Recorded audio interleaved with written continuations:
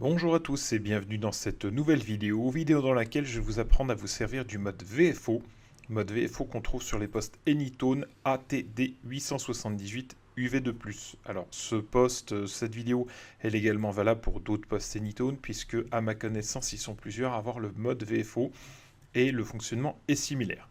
C'est parti, on se retrouve tout de suite derrière mon écran, on regarde en premier lieu la programmation. Alors voici le code plug que j'ai chargé, je vous le montre uniquement à titre d'exemple. Donc le code plug en fait c'est le fichier dans lequel on remplit les différents canaux.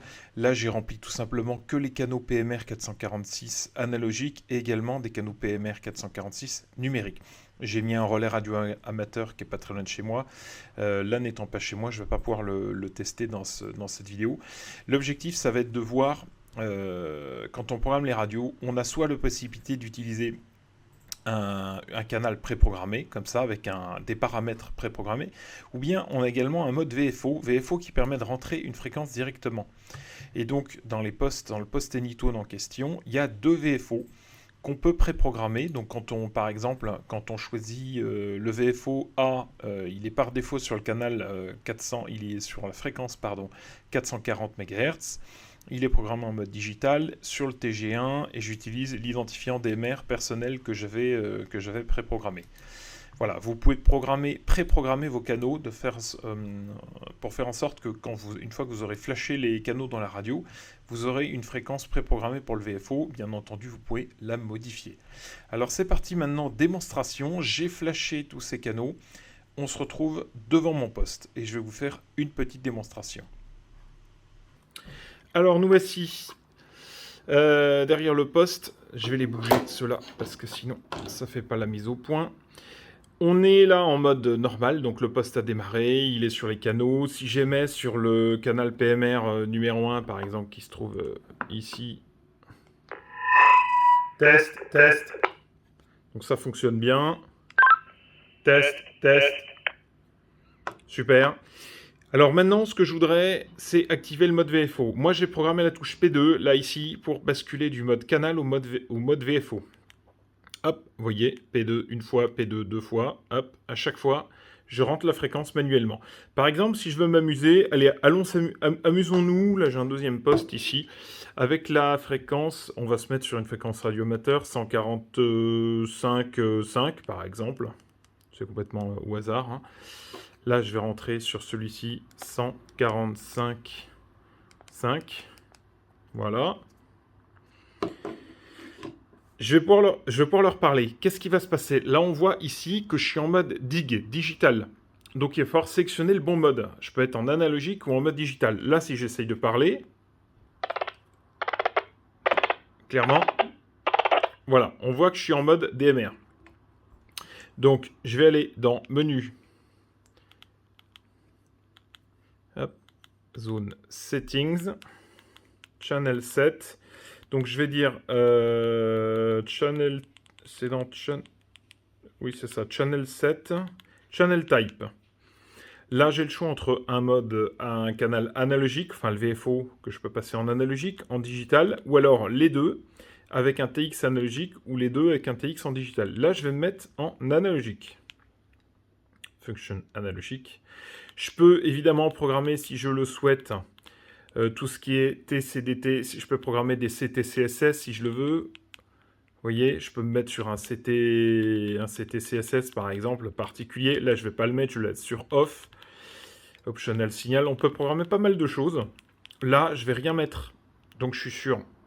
Si on regarde bien là, on voit bien qu'il y a analogique 145.5. Et là, je peux parler. Test. Test 1, 2, 3, 4, 5.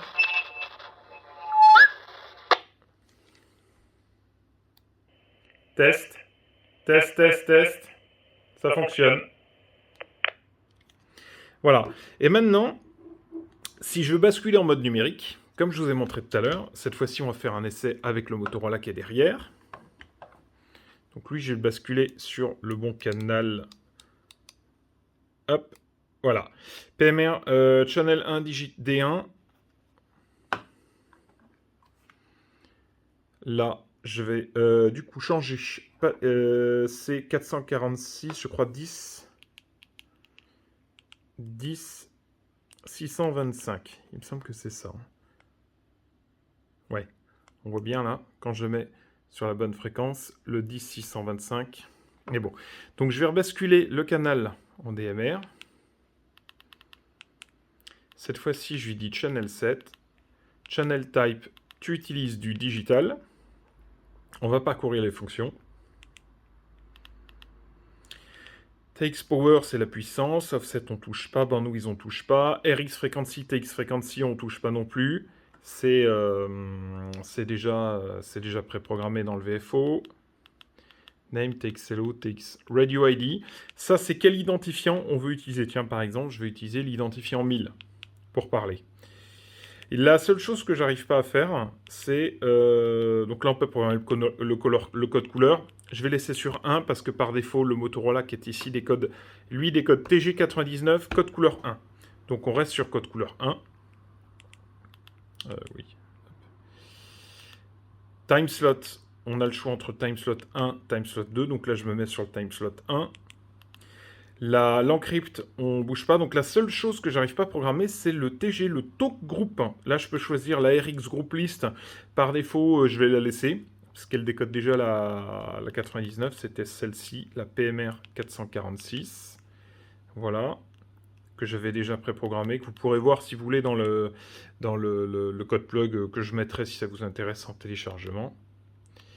Add group list. Donc là, je ne vois pas comment est-ce qu'on fait pour changer le TG d'émission. Donc c'est un peu frustrant. Du coup, j'ai programmé le canal pour qu'il utilise le 99. Et si on appuie là, test avec le TG 99. Et on va pouvoir réponse depuis le Motorola. Et ça fonctionne. On voit bien TG 99, CC1, timeslot 1. Voilà, démonstration assez simple. On peut programmer n'importe quelle fréquence. Moi, je suis dans le mode, j'ai activé le mode maintenance, mode 14.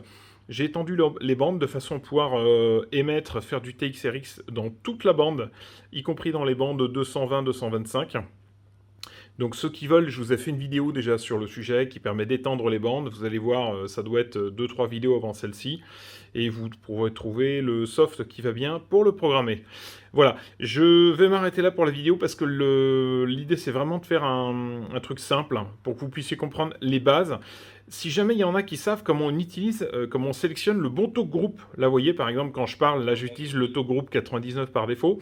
Je ne sais pas comment on le change celui-ci, j'ai parcouru les menus, les settings, j'ai rien trouvé, donc n'hésitez pas à me le dire en commentaire, ça me ferait plaisir, ça me permettrait de monter en compétence et au besoin de refaire une vidéo là-dessus. Voilà, merci à tous. Merci à tous d'avoir suivi cette vidéo jusqu'au bout, j'espère qu'elle vous a plu. Si vous souhaitez acquérir du matériel Anytone, n'hésitez pas à vous rendre sur la boutique Passion Radio, je vous ai mis le lien ici, www.passion-radio.fr. Boutique que je recommande pour son sérieux, j'ai déjà commandé pas mal de fois, donc je fais un petit peu de pub, ça fait pas de mal, ça lui fait plaisir. Et je vous dis vraiment, vous ne serez pas déçus si vous commandez du matériel chez lui. Voilà, merci à tous.